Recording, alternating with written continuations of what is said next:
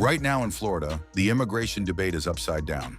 In just 10 days, ICE and Florida officials say they arrested more than 200 people in an operation targeting some of the worst criminals in the country. And instead of the country saying thank you, people are protesting, blocking detention centers, and demanding that the agency responsible for those arrests be shut down.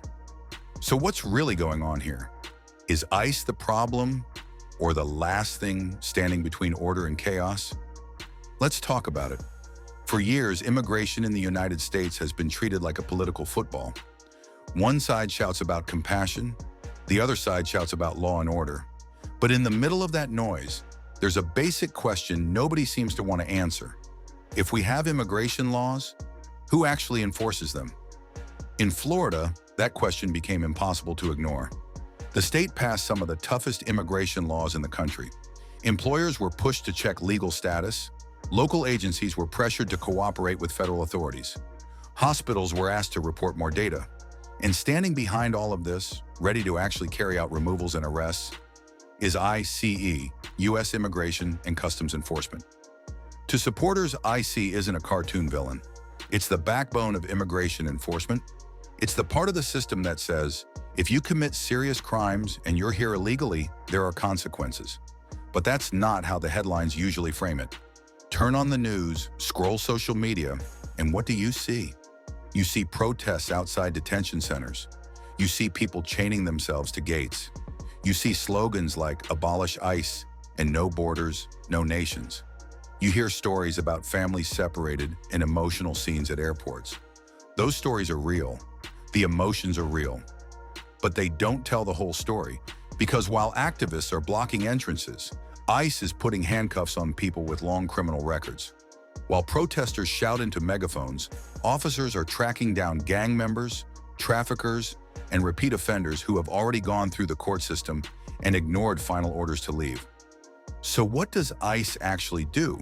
Most people think ICE is just about raids and deportations, but the agency has two main muscles. The first is Homeland Security Investigations, HSI. These are the people going after human trafficking, child exploitation, drug smuggling, weapons, cybercrime, and transnational gangs. They don't just work immigration cases, they take down networks that exploit the gaps in our borders and our laws. The second is Enforcement and Removal Operations, ERO. These are the officers who locate and arrest people who are here illegally and have no legal right to remain, especially those with criminal convictions or final removal orders. They're the ones who physically carry out what courts and laws have already decided. Every year, ICE reports thousands of arrests tied to gangs, drugs, exploitation, weapons, and serious offenses. They seize huge amounts of narcotics. They identify and remove people who are flagged as security risks. They're not just roaming around neighborhoods looking for someone who overstayed a visa by accident. They're targeting people the system has already identified as priorities. Florida has become one of the clearest frontline examples of this fight. On one hand, you have major operations where ICE and state officials stand in front of cameras and explain how they just took dozens of predators and violent offenders off the streets in a matter of days. They talk about sexual offenders, people with prior convictions, people who were already ordered removed but never left. They call them the worst of the worst. On the other hand, you have marches outside city halls, churches organizing rallies, activists lining up outside facilities like Chrome near Miami, accusing ICE of running inhumane detention centers and demanding that everyone inside be released. Two completely different stories, same state, same issue. For a lot of Americans watching this, the question is simple. If ICE doesn't enforce the laws, who will?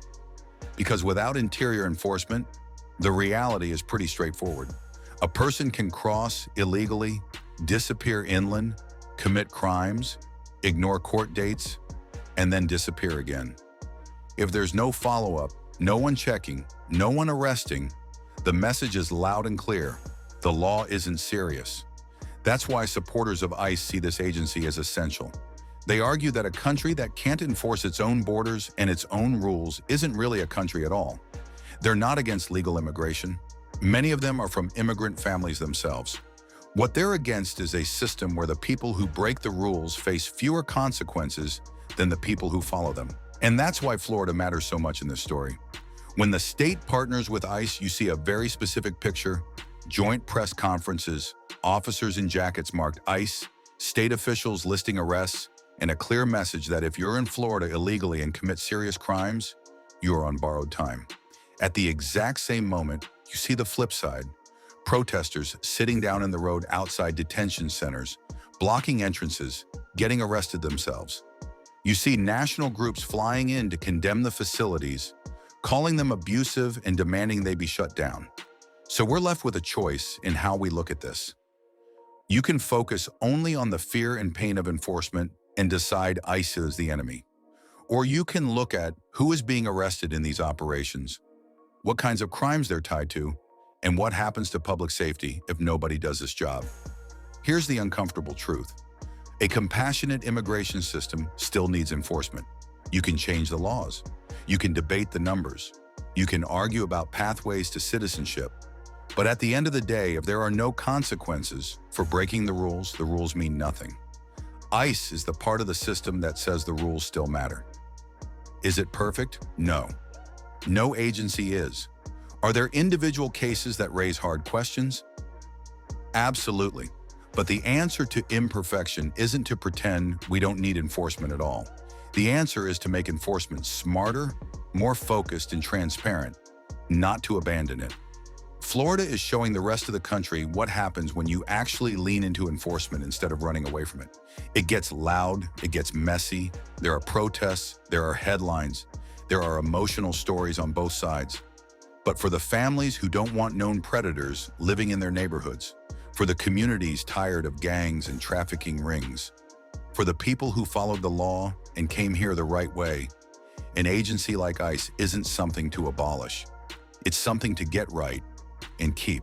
Because a nation without borders and without enforcement doesn't stay a nation for long. If you found this video thought-provoking, make sure to like, share, and subscribe for more deep dives into the stories behind the headlines. I'll see you in the next one.